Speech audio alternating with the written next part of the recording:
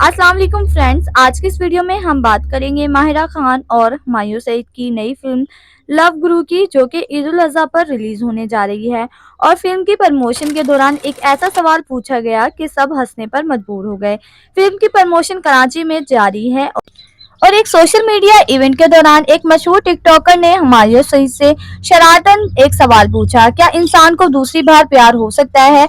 हुमायूं सईद ने मुस्कुराते हुए जवाब दिया, दोबारा क्या, प्यार तो 4 बल्कि 5 बार भी हो सकता है। ये सुनकर पूरा हॉल कहकों से गूंज उठा।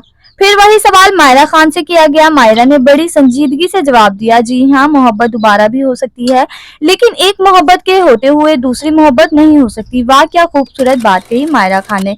याद रहे, फिल्म लव गुरु को 6 जनवरी यानी ईद उल अजहा से एक दिन पहले रिलीज किया जाएगा। मदा इस फिल्म का शिद्दत से इंतजार कर रहे हैं। तो नाज़रीन, आपका क्या ख्याल है? क्या वाकई दूसरी बार मोहब्बत हो सकती है?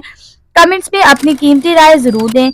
इसके अलावा अगर आपको आज की वीडियो पसंद आए तो वीडियो को लाइक करें, और अगर आप हमारे चैनल पर न्यू हैं तो हमारे चैनल को सब्सक्राइब करना ना भूलें।